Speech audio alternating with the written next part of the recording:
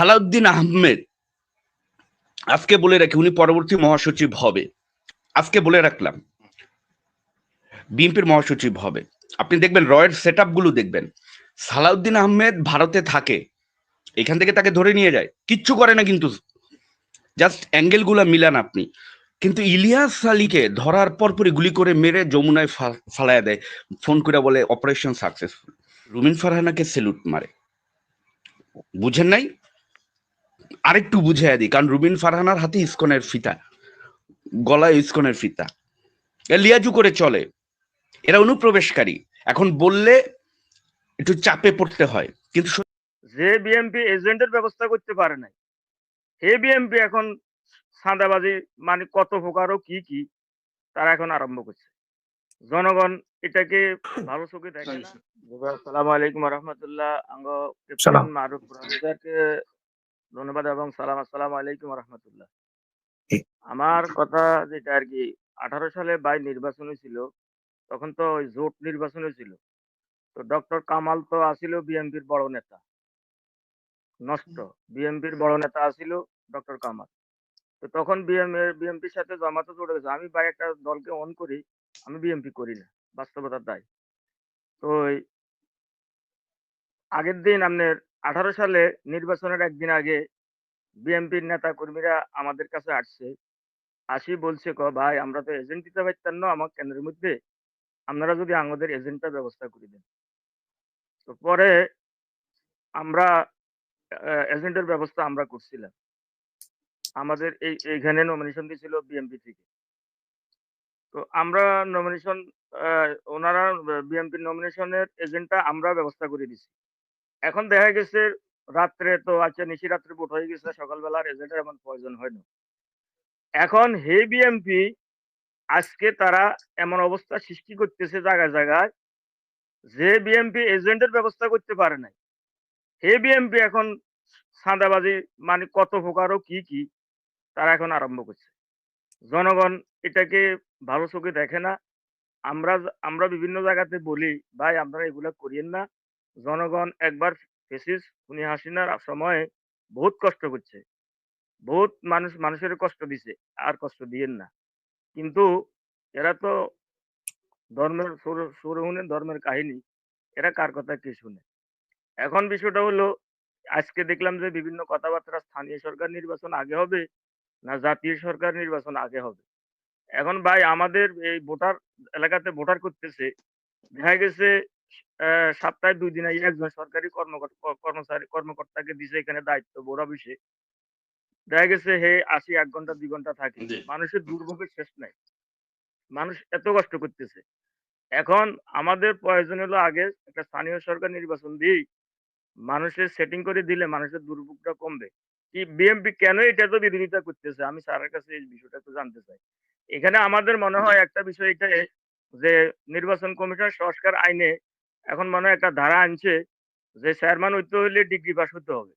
এখন আমরা দেখছি আমি ইউনিয়নের মধ্যে, পুরা ইউনিয়নের মধ্যে একজন আছে বিএনপি ক্যান্ডিডেট হইবার মতন, আর জমাত শিবিরের প্রায় 300 লোকের মতন আছে। কিন্তু এখানে কোনো গুলা এখানে কি না, একটু স্যার যদি একটু দয়া করে বলেন আর কি, আলোচনা করবেন। সালাম আলাইকুম রহমতুল্লাহ। একটু সংযোজন করবো স্যার, সেটা হলো আপনি একটু লক্ষ্য করবেন চাঁদাবাজি হয় এটা কারা করে। I am the I witness after 5 August till now sir. চাঁদাবাজি তারা করে যারা আওয়ামী লীগের আমলে নিরাপদে ছিল।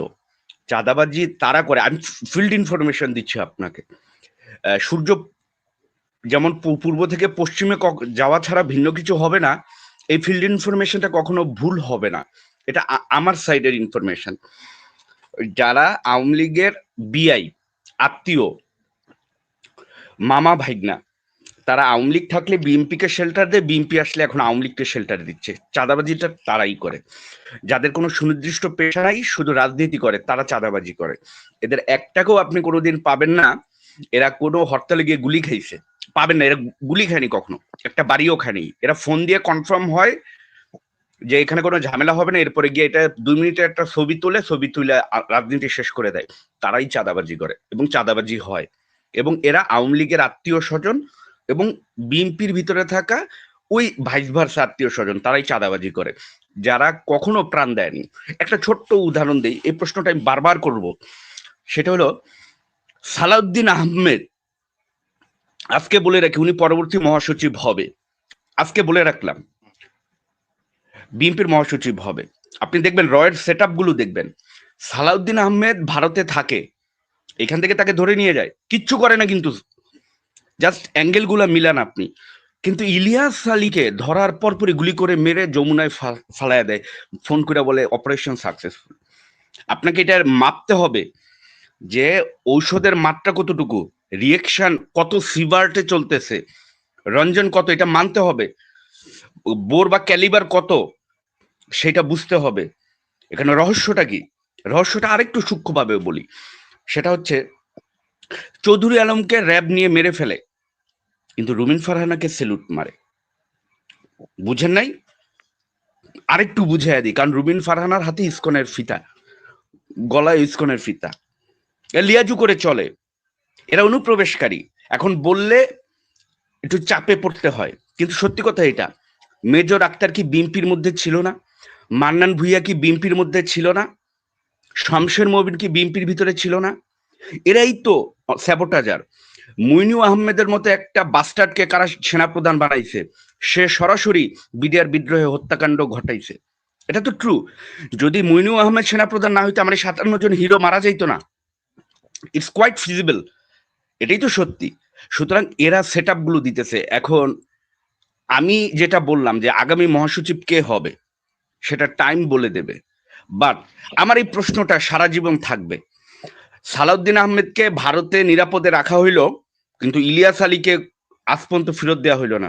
চৌধুরী আলমকে মেরে ফেলা হলো, কিন্তু রুমিন ফারহানাদের কিছু করা হয় না। আরেকটা মজার বিষয় দেখবেন, এই প্রশ্নটা আপনার কাছে বলি, একটু সরাসরি কথা বলা উচিত, কারণ যেহেতু আমরা জাতীয়তাবাদকে ভালোবাসি, এটা নষ্ট হইলে আমাদের ক্ষতি, ভারতের কিছু না, বা দালালদের অনুপ্রবেশকারীদের কিছু না।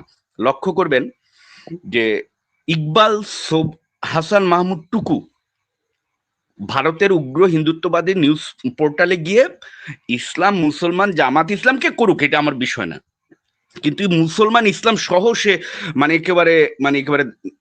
একেবারে স্ক্যান্ডালাইজ করে আসছে। পরে আমি এর বায়োডাটা খুঁজতে গিয়ে পাইলাম হু ইজ হি, তাকে বিএনপি থেকে এক্সপেল করা হয় না কারণ আক্ষেপ। পরে পেলাম সে হলো শেখ সেলিমের বিআই ইকবাল হাসান মাহমুদ টুকু। উনি আমাকে দেখুক, আমাকে উনি আমার বিরুদ্ধে ব্যবস্থা নিক, বাট আমি তারপরেও বলতেছি উনি একটা দালাল। শেখ সেলিমের বিআই কেন বিএনপি করবে? দেশে কি বিএনপির লোক নাই? উনি কেন প্রেসিডিয়াম সদস্য হবে? ইকবাল হাসান মাহমুদ টুকু, যার মেয়ের জামাই হইতেছে শেখ সেলিম এর ছেলে, শেখ সেলিম হইতেছে বিডিআর হত্যাকাণ্ডের মূল হোতাদের একজন। তারা ভারতে যায়, নিরাপদে যায় আসে, কিন্তু আমাদের ইলিয়াস আলীকে আমরা ফেরত পাই না। সুতরাং বুঝতে হবে বিএনপির ভিতরে দালাল কারা। নীতি নির্ধারণী পর্যায়ে, 1 মিনিট শেষ করব, নীতি নির্ধারণী পর্যায়ে শুধুমাত্র দেশপ্রেমীদের আনতে হবে, এবং আওয়ামী দোসর, আওয়ামী দালাল এবং এই যারা ইসকন রুমিন ফারহানা এবং ইকবাল হাসান মাহমুদ টুকুর মতো যারা শেখ সেলিমের আত্মীয়, তাদের যদি ঘাড় ধরে না বার করতে পারেন, আবার আরেকটা 111 হবে এবং আমরা সাফারার হব। সুতরাং আত্মরক্ষার্থেই এই কথাগুলো বলতে হয়। ব্রাহ্মণবাড়িয়াবাসীর প্রতি আবেদন, রুমিন ফারহানাকে প্রতিহত করেন। আসসালামু আলাইকুম। জি, ধন্যবাদ আপনাকে।